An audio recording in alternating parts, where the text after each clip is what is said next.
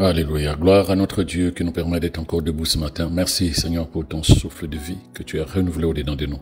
Il n'y a pas que le souffle de vie, nous savons que tes grâces, tes bénédictions et tes bontés, tu les as aussi renouvelées ce matin en chacun de nous. Il n'y a aucun Dieu comme toi. Il n'y en a pas dans le ciel, sur la terre ou sous la terre. Et nous sommes heureux que tu t'aies fait connaître à chacun de nous. Nous sommes heureux que tu nous aies permis de nous attacher à toi dans ce monde où tout le monde veut se détourner de toi, le Dieu créateur. Que cette journée soit une bénédiction comme tu l'as planifié pour tes enfants. Que cette journée soit un moyen pour chacun de nous de pouvoir te glorifier, te bénir. Nous savons que tout ce que tu fais est parfait, car tu es le Dieu de toute perfection. Que la louange et l'adoration te reviennent, Père, avec action de grâce au nom de Jésus. Amen. Shalom encore bien-aimé, shalom, je suis très heureux que tu sois là. Voilà, il m'a été demandé de pouvoir pratico-pratique faire une méditation matinale. Donc une méditation constante, c'est-à-dire qu'une méditation comme ça a été enseigné, comme je l'ai enseigné, et comme nos bien-aimés Apemelen et Laure ont réussi à en parler les semaines passées. Je crois que ça fait 2 ou 3 semaines que nous sommes sur la méditation, parce que c'est essentiel, sinon ça n'a aucun sens. Sinon la vie chrétienne n'a aucun sens. Donc là nous allons commencer par un verset, donc je veux méditer avec toi. Je souhaiterais que tu prennes ta Bible papier, s'il te plaît. Ta Bible papier, tu prends un cahier de notes éventuellement, prends le temps de faire bien cet exercice de méditation. Si tu es pressé, si ton état d'esprit est juste écouter, laisse tomber, ça t'apportera pas grand-chose. Mais si vraiment tu veux comprendre et adopter une nouvelle habitude de méditation, ça vaut la peine que tu te concentres, que tu sois disposé à faire bien les choses. Et que le Seigneur t'aide à être sage, à comprendre ce que je viens de dire et surtout à obéir. Car c'est derrière l'obéissance que se trouve le succès et les bénédictions de Dieu. Donc nous allons lire dans 1 Pierre chapitre 5 verset 8. 1 Pierre chapitre 5 verset 8. Commençons toujours par un verset. Ne vous laissez pas distraire. Soyez vigilants. Votre adversaire, le diable, rôde autour de vous comme un lion rugissant. Il cherche quelqu'un qui se laissera dévorer.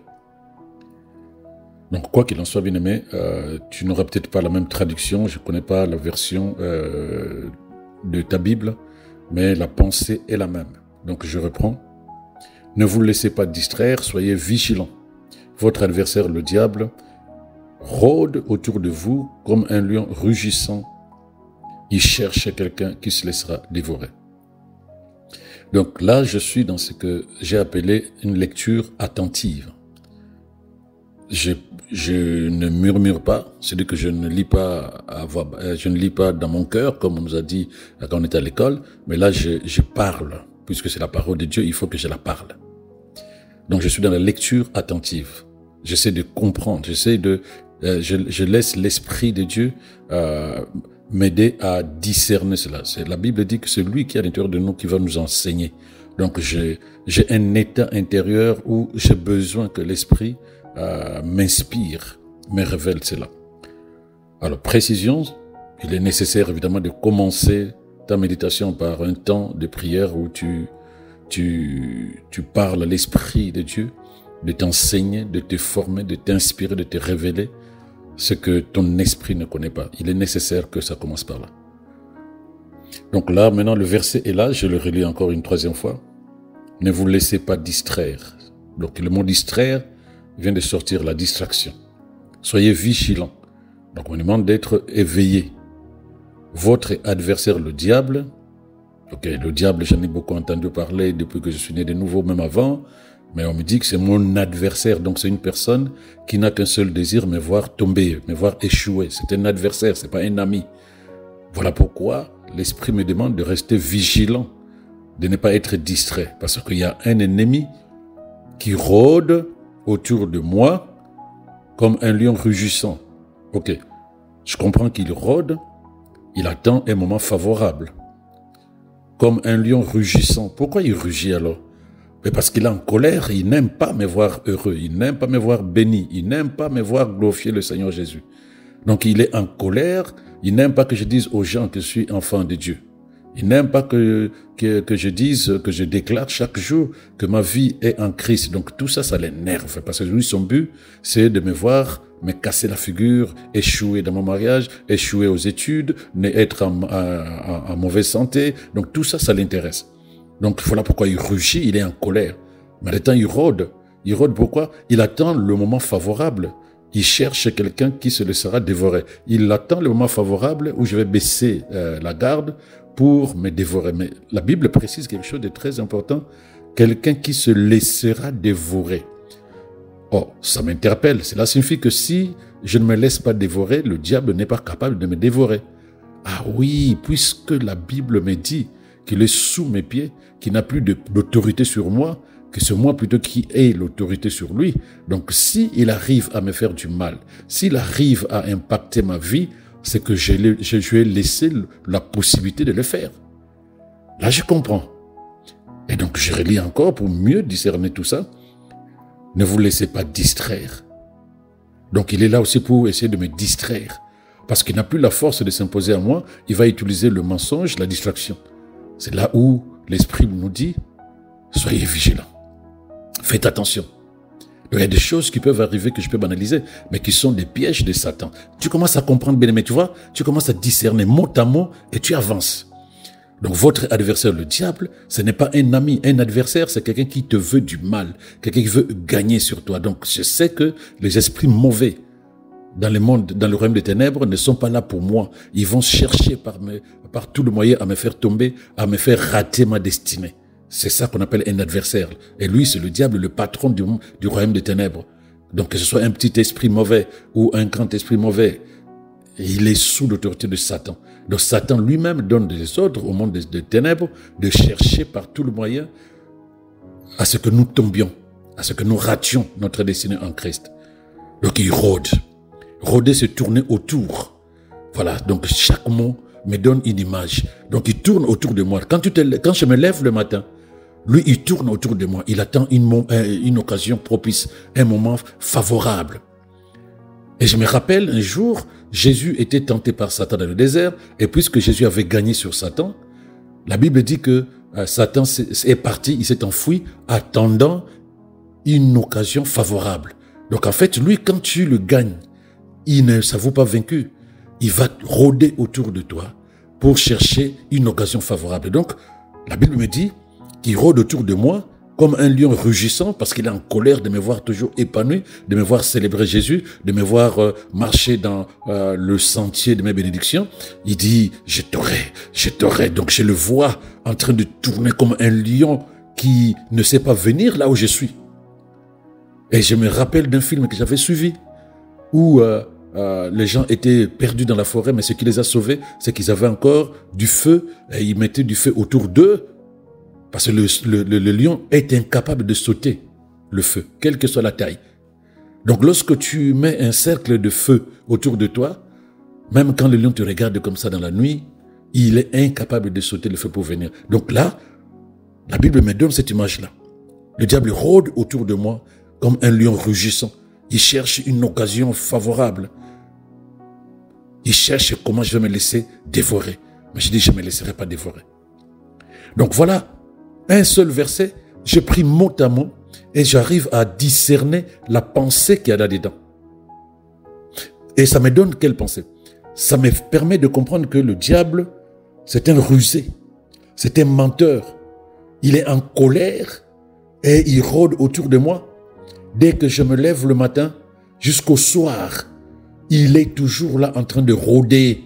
Il attend une occasion favorable. Il va essayer d'influencer mes pensées.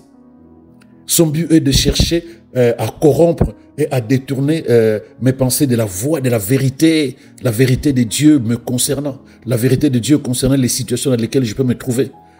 Son but, c'est de détruire ma vie selon Dieu. Parce que la vie selon Dieu, je l'ai. Mais lui, il n'est pas d'accord que je vive cette vie-là. Donc, qu'est-ce qu'il va faire? Il va essayer de me déconnecter de la vérité de la parole de Dieu. Donc, si je ne m'empresse pas de regarder ma vie dans la vérité de la parole de Dieu, il me fera croire que rien ne va dans ma vie.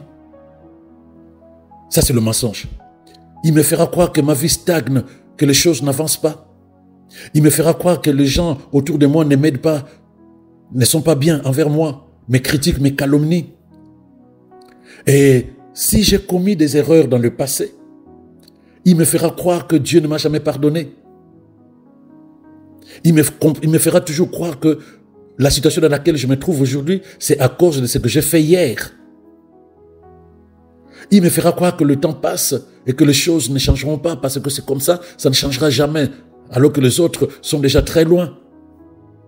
Là, il va influencer ta manière de penser parce que il est rusé, il est menteur. C'est comme ça qu'il travaille, bien-aimé. Donc, te concernant, il va t'amener à vouloir commettre des actes de débauche. Tu as envie de faire des choses que tu sais qui ne sont pas bonnes. C'est ça l'influence de Satan. Quand la Bible dit, il cherche quelqu'un qui se laissera dévorer. Il ne viendra pas te dire, fais ça de force, non. Il va t'amener toi-même à lui obéir, comme il a fait avec Adam et Ève. Il va t'amener à vouloir commettre volontairement, consciemment, des actes que tu sais qui ne sont pas bonnes. Nous sommes dans ce que la Bible dit dans ce verset. Votre adversaire, le diable, rôde. Il cherche quelqu'un qui va se laisser dévorer. Donc c'est lui qui va accepter d'être influencé par ses mauvaises pensées, d'être distrait par lui. Son but, c'est quoi? C'est détruire la confiance que tu as en toi, que tu as vis-à-vis de Dieu, vis-à-vis de la parole de Dieu. Il va t'amener à te dire, vis ta vie, fais ta life. Il va t'amener à te faire des pressions inutiles sur des choses banales. Là, ce sont les soldes. Il y a des cœurs qui vont battre la chamade comme si c'est la première année qu'il y a des soldes et que quand ça va passer, plus jamais ils auront le moyen de s'acheter un vêtement. Pression inutile, mais il va mettre ça à l'intérieur de toi. Comme si tu ne t'achetais pas une chose pendant les soldes, tu seras le plus malheureux de la terre et tu risques même de perdre ta vie. Donc il va te mettre des idées qui sont ridicules, mais qui va te faire croire que c'est essentiel, c'est important pour toi.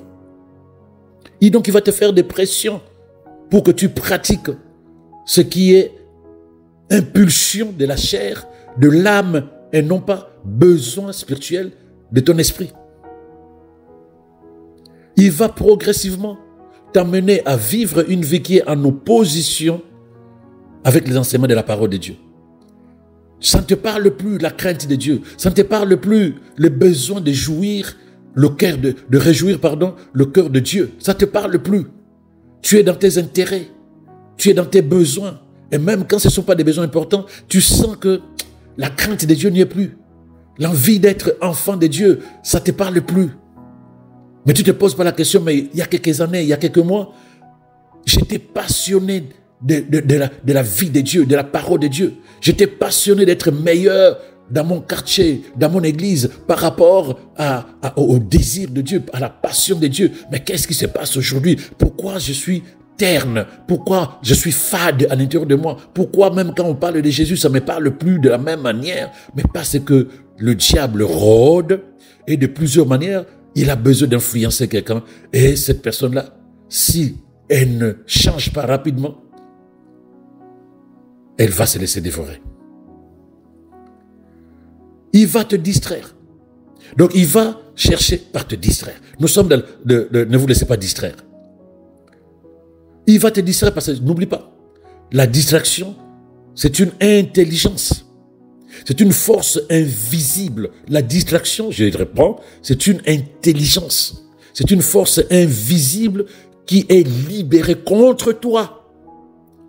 Une force invisible qui est libérée contre toi par Satan. Donc lorsque je relis ce verset de 1 Pierre 5,8, ne te laisse pas distraire, sois vigilant. Je me dis que si Dieu me le dit, cela doit être dangereux pour moi. Cela doit être dangereux. Parce qu'une distraction, c'est quelque chose de banal. Mais dès le moment où une distraction te déconnecte de quelque chose d'important, cela signifie que c'est dangereux, une distraction. Quel que soit le moyen que Satan va utiliser pour te distraire, bien-aimé, c'est un danger pour toi. C'est quelque chose de délibérément calculé que le diable va déclencher contre toi pour te déconnecter de ton plan avec Dieu. N'oublie pas cela. Que tu passes 2 heures sur ton téléphone, que tu passes 5 heures devant ta télé, que tu passes des heures et des heures sur des choses qui ne sont pas inutiles, qui n'ont pas de valeur ajoutée dans ta vie. Parce que lorsque tu passes 1 heure, 2 heures au téléphone avec une sista, avec un frère, quelle est la valeur ajoutée? La plupart du temps, c'est papoter. Papoter, on prend un dossier, on prend un autre, on laisse, on prend un autre, on laisse, on prend un autre, on laisse. Et tu sors de là, dis-moi, fais un bilan. Quelle est la valeur ajoutée? Quelle est la plus-value de ce temps que j'ai passé à papoter au téléphone? Quelle est la plus-value de ce temps que j'ai passé à regarder la vie des autres sur les réseaux sociaux? Quelle est la plus-value de ce temps que j'ai passé devant la télé à suivre une série ou un film? C'est ça qui te fera comprendre que tu as passé du temps. Et si ce temps-là n'était pas pour la gloire de Dieu, c'est que l'ennemi a réussi son coup de te distraire.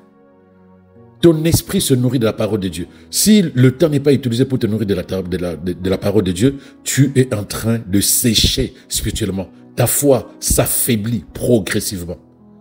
Voilà le piège de Satan. Te distraire. Et donc, du coup, tu n'as plus le temps pour Dieu. Et puisque tu n'as plus le temps pour Dieu, automatiquement, tu sèches dans ta relation avec Dieu. Ta relation avec Dieu devient dégradée. Ta foi, ça faiblit. Ça faiblit progressivement. L'incrédulité commence à dominer à l'intérieur de ton esprit. La banalisation des choses spirituelles commence à s'imposer. Parce que tu n'as plus le temps de méditer la parole de Dieu. Tu passes trop de temps sur autre chose que la parole de Dieu. Distraction. Certaines personnes qui ne sont plus capables de rester concentrées sur une chose. Oh, la chose est importante.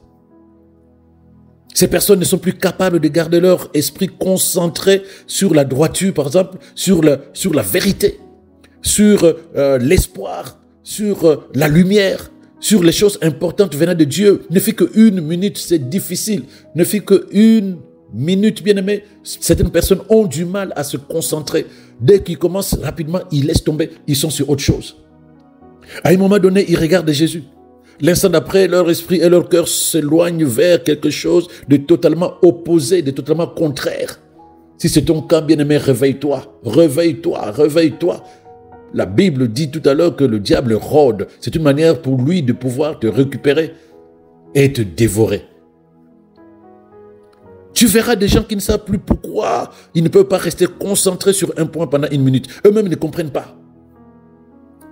L'ennemi est à l'œuvre, en réalité.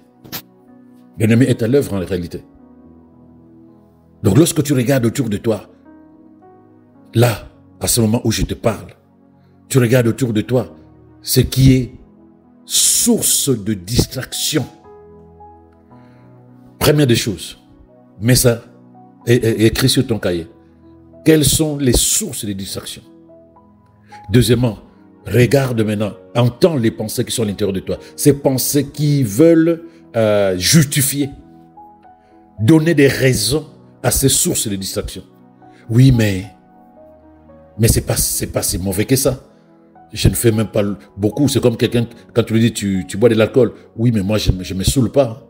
Moi, de temps en temps, il y a un terme dédié en certaines occasions. Donc là, on justifie.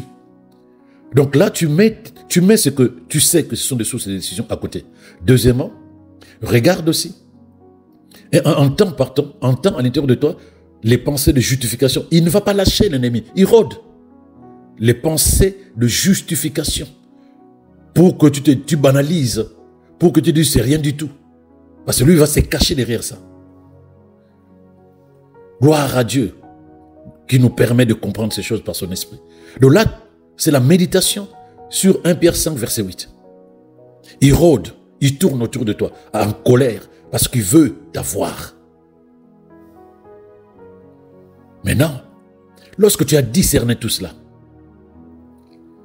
la question que tu dois te poser, comment ne pas se laisser distraire? Ne cherche pas des philosophies. Tout est dans la Bible. Et c'est là où c'est important d'avoir une étude, une Bible d'études bibliques. Pour que tu cherches les correspondances. Quand tu as une bonne Bible comme Thompson, comme Parole de vie, Semeur, je n'ai pas de Bible d'études. Et quand tu vas derrière, tu tapes distraction, tu cherches distraction, ils vont te donner un certain nombre de versets. Parce que l'étude biblique, c'est une étude. Or, la méditation, c'est accompagné d'une étude biblique. C'est-à-dire que tu dois chercher dans la Bible pour conforter ce que tu es en train de méditer. Donc, c'est là-dedans que tu verras comment ne pas se distraire. Colossiens 3, verset 2 dit « Affectionnez-vous aux choses d'en haut et non à celles qui sont sur la terre. » Donc, intéressez-vous aux choses d'en haut et non à celles qui sont sur la terre. Ok. Donc, l'esprit fait une différence entre les choses qui sont sur terre et les choses qui sont au ciel, ce qui est normal, parce que les choses qui sont sur terre concernent la chair, concernent l'âme. Or, moi, je suis esprit et j'ai besoin de vivre la vie spirituelle de Dieu. J'ai besoin de m'intéresser aux choses spirituelles. Donc, lorsque je sens que à l'intérieur de moi, mon âme a besoin de m'imposer des choses de ce monde, que je fasse des choses de ce monde qui intéressent l'âme, les impulsions de la chair, les impulsions de l'âme, les convoitises de la chair, je me rappelle de Colossiens 3, verset 2 qui me dit « Intéresse-toi plutôt aux choses spirituelles. » À ce moment-là, là où je voulais passer 3-4 heures à faire n'importe quoi, à passer du temps à papoter avec quelqu'un, à regarder la vie des autres sur les réseaux sociaux, je me dis non, je dois m'affectionner, m'intéresser aux choses d'en haut. Alors les choses d'en haut, c'est quoi? Je prends ma Bible, je commence à lire. Ou bien je me positionne, j'écoute un enseignement, même si j'étais là les jours du culte, mais je réécoute un enseignement, parce que je sais que derrière la répétition, c'est là où la parole sera davantage révélée à mon esprit.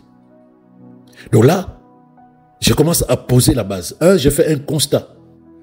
Je fais un constat de ce que c'est, ce que me dit, donc dans la lecture attentive, j'ai décortiqué mot à mot ce que dit 1 Pierre 5, verset 8.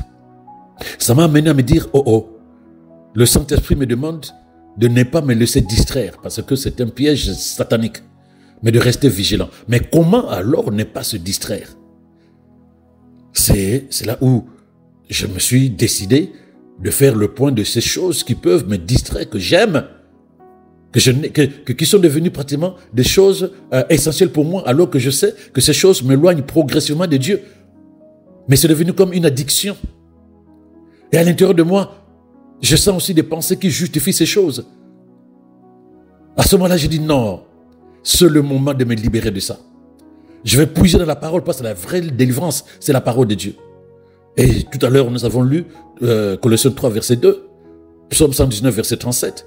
Donc, je puise dans la parole de Dieu le conseil, puisque la Bible, c'est un livre de conseils, le conseil qui m'amène à pouvoir ne plus me distraire. Mais ce n'est pas parce que je lis la Bible que je serai plus distrait. Je dois poser les actes. C'est pourquoi j'ai dit, je veux mettre la liste, je veux mettre sur un cahier la liste de toutes les choses qui peuvent ou qui m'ont déjà distrait, pour lesquelles je me sens de plus en plus impuissant, parce que ça ne fait que prendre de l'ampleur à l'intérieur de moi. Et j'essaie d'écouter combien je justifie ces choses-là. Parce que c'est ça aussi qu'il faut comprendre. Parce qu'après, pour prendre la décision, il faut prendre en compte aussi la manière par laquelle tu es en train de justifier pourquoi tu fais ça. Pourquoi tu mens, pourquoi tu es sur la télé, pourquoi tu es sur le téléphone, pourquoi tu aimes dormir, pourquoi. Quelles sont les justifications que tu mets devant toi? C'est ça qu'il faut aussi prendre en compte. Et lorsque tu as trouvé comment ne pas te laisser distraire, maintenant comment demeurer vigilant. Vigilant, c'est la personne qui sait qu'il y a quelqu'un qui est autour de moi qui rôde. Donc, je ne me laisserai pas distraire. Non seulement ça, mais je veux aussi demeurer vigilant. Comment? Je fais attention où je mets le pied. Je fais attention avec qui je parle. Je fais attention avec qui je marche. Je fais attention aux décisions que je prends. Est-ce que c'est des décisions de l'âme ou de l'esprit? Est-ce que c'est des décisions de la chair ou de l'esprit? Est-ce que les émotions ne sont pas levées au-dedans de moi pour ouvrir la porte à Satan, puisque la Bible me dit, ne donne pas accès à Satan. Donc je suis vigilant dans les paroles que je prononce. Comment je parle? Comment j'agis? Comment je pense? Ces choses-là que je pose comme action, comme parole, comme type de pensée, peuvent m'amener à comprendre si l'ennemi est passé par là, s'il m'a eu, s'il m'a gagné ou j'ai pu le gagner. Parce que c'est dans les actions que je pose. Est-ce que les actions glorifient le Seigneur? Oui, alors là j'ai gagné. Est-ce que j'ai échoué parce que je me suis mis en colère, j'ai insulté quelqu'un, j'ai menti alors que je devais dire la vérité? Là, à ce moment-là, j'ai échoué. Être vigilant, c'est faire le bilan de ses pensées, faire le bilan de ses actions, faire le bilan de ses paroles, observer comment on fonctionne. Et c'est derrière ça que tu verras si tu es sur le droit chemin ou pas. Tu ne le sauras pas si tu ne fais pas le remake, le bilan de ce que tu as fait dans la journée. Pour que demain tu te dises plus jamais, maintenant je veux être vigilant. Le psaume 119 dit, 119 à 105 dit, ta parole est une lampe à mes pieds, une lumière sur mon sentier. Donc lorsque tu as la parole de Dieu avec toi, tu verras devant le piège de Satan. Tu verras, lorsque la parole de Dieu est lumière sur mon sentier, je saurai voir de loin l'ennemi vouloir me séduire, vouloir me distraire.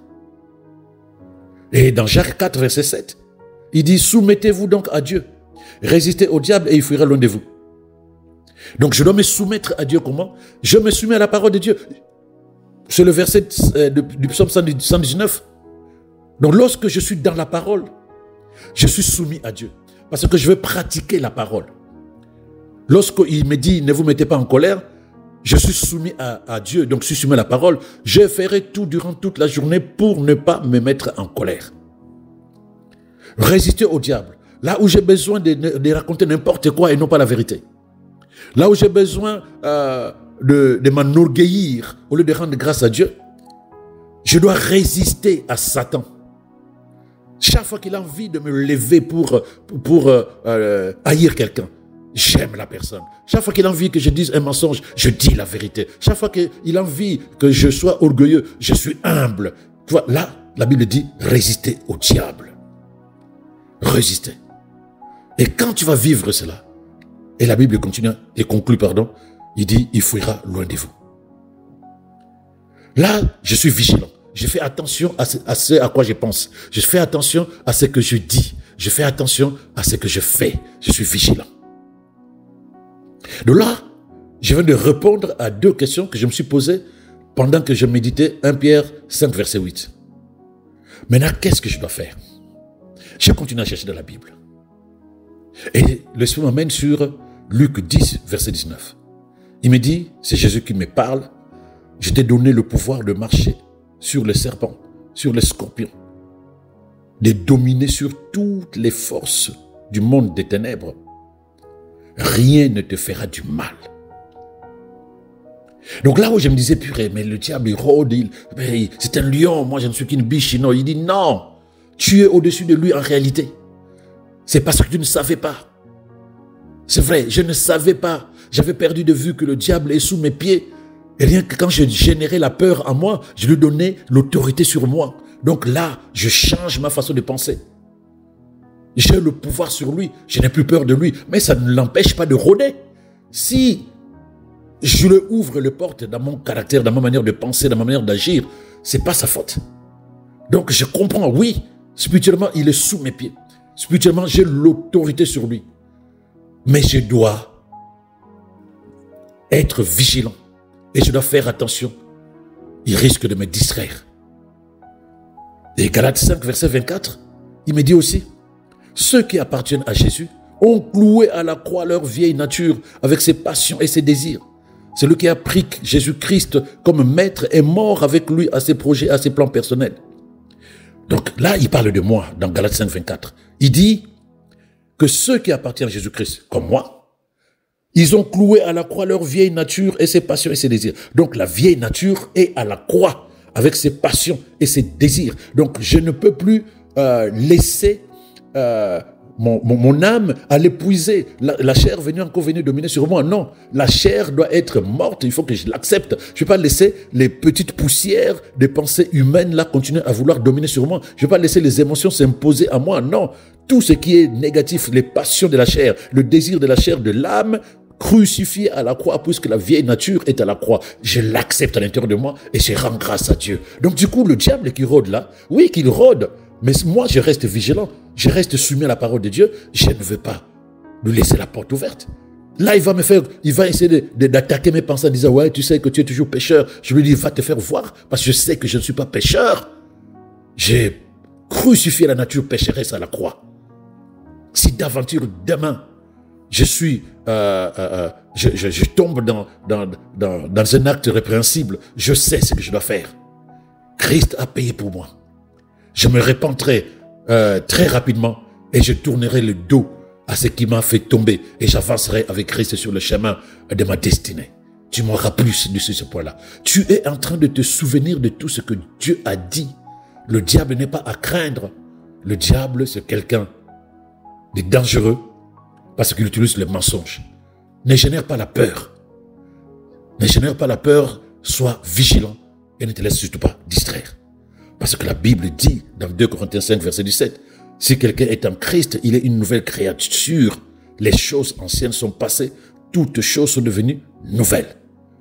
Donc, puisque la chair, ses passions et ses désirs ont été crucifiés à la croix, je ne peux plus revendiquer un caractère, un comportement, un cœur qui était totalement soumis à Satan. Non, je suis une nouvelle personne, une nouvelle créature. Tout ce que j'étais dans le passé a disparu.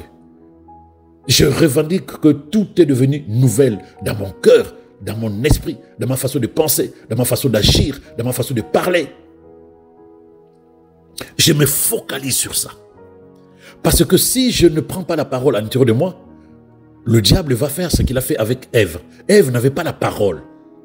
Et quand le diable est venu pour tester sa connaissance, Ève est tombée.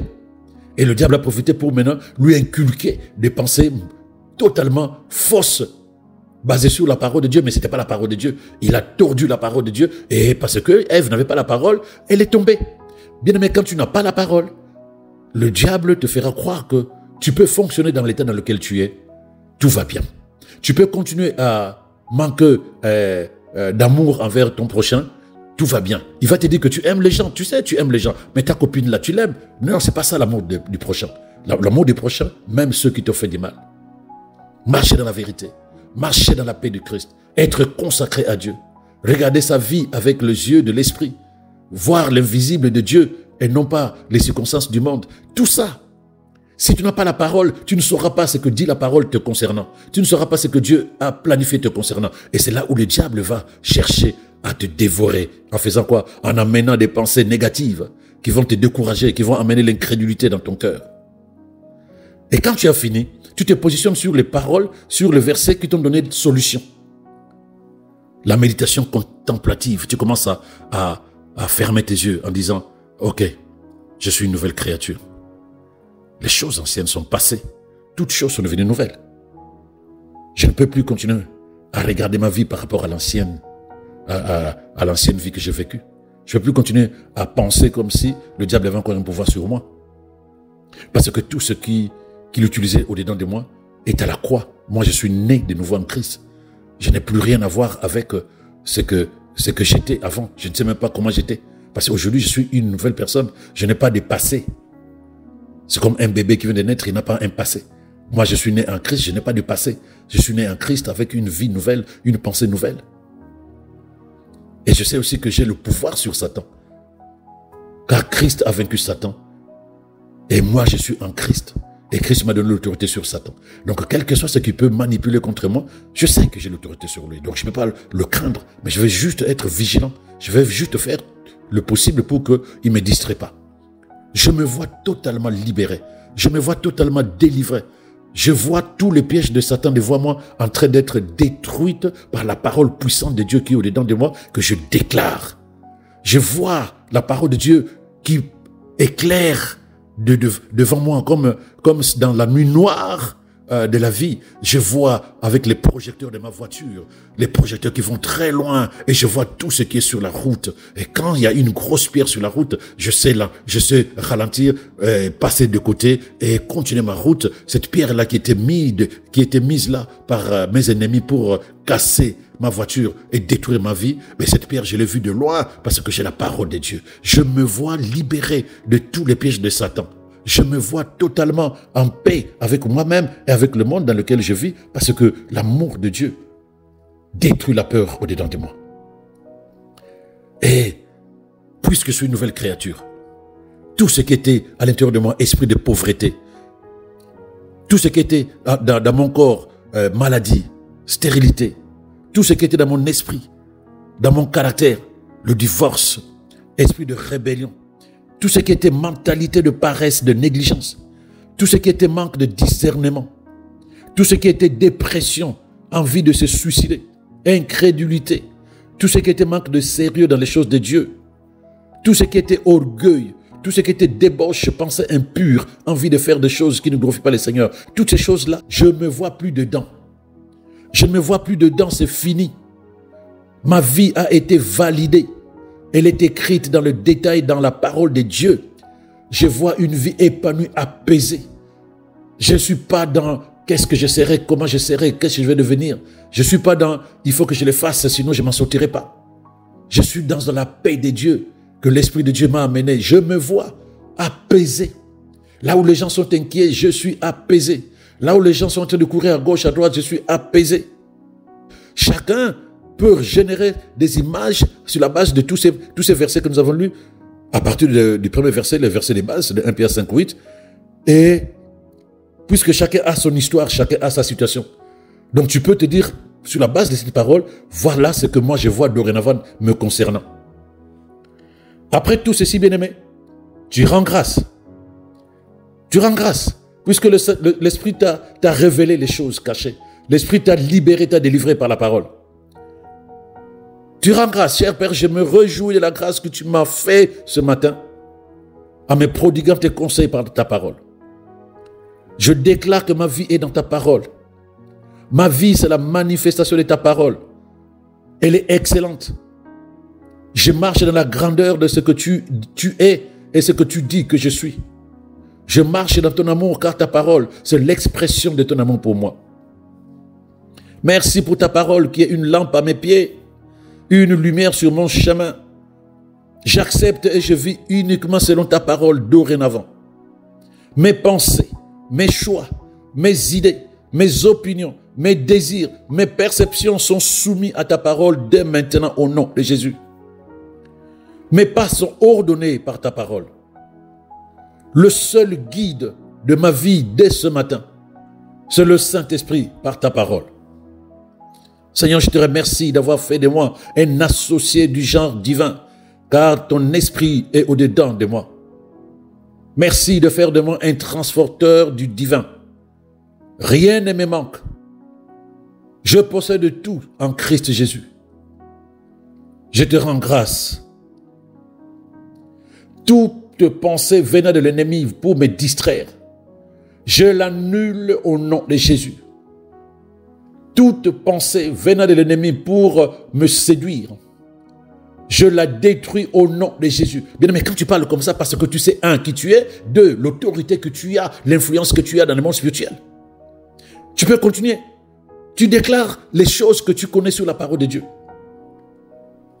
Celui qui est en moi est plus grand que celui qui est dans le monde. Je refuse de m'inquiéter pour quoi que ce soit. Je sais que le Seigneur est en moi et il est toujours avec moi. Voilà pourquoi je déclare qu'aucune arme forgée contre moi ne va prospérer. J'habite dans le lieu secret du Très-Haut.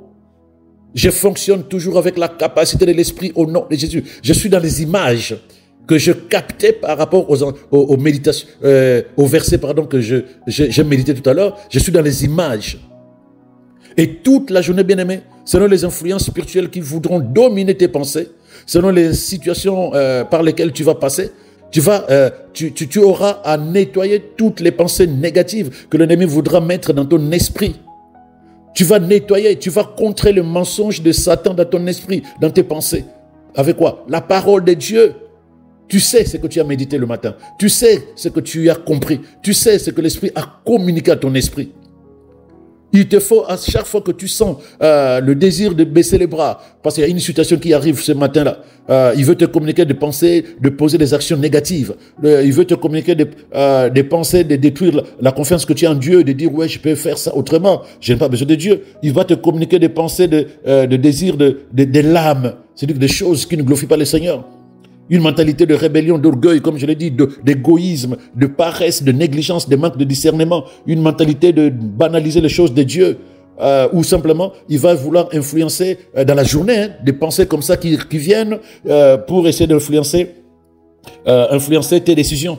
Il faut que tu divorces, que tu te rebelles vis-à-vis de tes autorités, que tu te suicides, que tu vives ta vie d'athée, tu n'es pas obligé d'être chrétien, tu commences à négliger même ta relation avec Dieu, tu commences à négliger les choses de Dieu, tu vas à l'église quand tu peux, quand tu veux, voilà. Rappelle-toi que c'est un menteur. C'est ce que la Bible nous a enseigné tout à l'heure. Rappelle-toi, c'est un menteur, son but, c'est de te détruire, c'est de te déconnecter de Dieu. Et il va t'amener la distraction des choses qui semblent être bonnes pour toi. Un comportement qui semble être bon pour toi.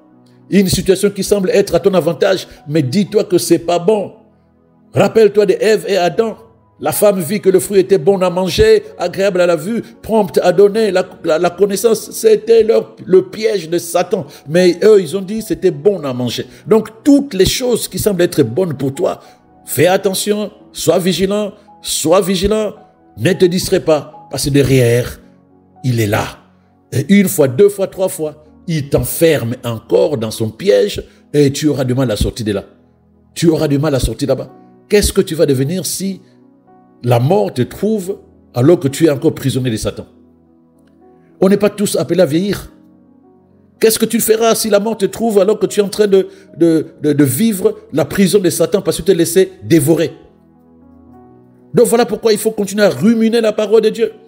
Les influences viendront dans tes pensées. Lorsque la Bible dit que le diable rôde comme un lion rugissant, il rôde, il cherche qui va se laisser dévorer, il ne viendra pas comme avec un corps humain comme ça. Il peut venir derrière un corps humain, quelqu'un qui est un instrument de Satan, mais la plupart du temps, il va utiliser tes pensées. Il va utiliser tes pensées, il va influencer tes pensées, Si tu vois que tu commences à avoir des pensées qui ne sont pas pour la gloire de Dieu, si tu vois que tu commences à négliger ta relation avec Dieu, si tu vois que tu commences à banaliser ta relation avec Dieu, si tu vois que tu te donnes plus raison que la parole de Dieu, dis-toi que il y a quelqu'un qui est là, qui essaie de te distraire, de te déconnecter, de te séduire.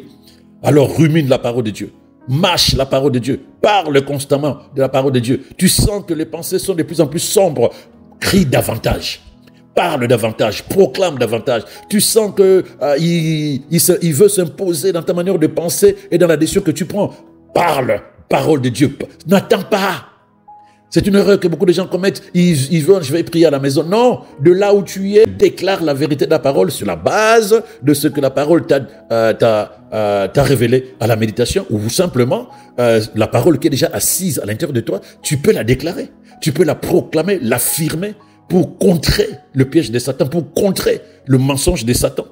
Tu parles pour contrer les mensonges de Satan. Et cela, c'est chaque fois que tu vois qu'il essaie d'attaquer tes pensées pour que tu prennes une mauvaise décision, pour que tu penses autrement, pour que tu agisses autrement. Il va attaquer tes pensées, ta manière de penser, pour que tu sois influencé négativement par rapport à lui. Tu déclares, tu affirmes. Et quand tu sens que ça tourne, des pensées dominantes négatives veulent s'imposer à l'intérieur de toi, parle parole de Dieu, parle parole de Dieu. Je suis la lumière dans le monde de ténèbres. Pendant que tu es en train de déclarer et tu es en train d'affirmer la vérité de la parole de Dieu, il faut que tu vois la vie de Dieu dans la gloire, pas seulement parler. Donc lorsque je proclame que le Seigneur est mon berger, je ne manquerai de rien. Je me vois épanoui, possédant tout ce qui me manque physiquement maintenant, mais je me vois comme si j'étais une autre personne à côté, en train de vivre et de posséder ces choses-là véritablement. Je pose toujours la question à cette personne, Comment tu te vois dans 5 ans, dans 10 ans? Il y a beaucoup qui ne sont pas capables de me répondre. Et pourtant, c'est important d'avoir des projections visuelles spirituellement parlant. Des projections visuelles spirituellement parlant. C'est ça qui va te conduire sur le chemin de proclamer la parole avec conviction. Tu as peur d'échouer, mais déclare la vérité de Dieu. Si l'ennemi commence à te communiquer des pensées d'inquiétude, d'échec, et tu lui dis, oh, au nom de Jésus, je déclare que le Seigneur me couronne de succès dans mes entreprises. Je déclare avec foi et ferme assurance que la gloire de Dieu remplit tout mon être et chaque jour il fait des grandes choses dans ma vie. Je suis succès de Dieu. Je suis réussite. Je traverse toutes les montagnes, toutes les collines. Je marche dans la victoire avec Dieu. Tout ce que je touche est succès de Dieu. Car l'Esprit de Dieu en moi me donne force, audace, témérité, intelligence, inspiration, révélation. Et oui, tu te vois dedans, tu dis, je vois dorénavant comme Dieu.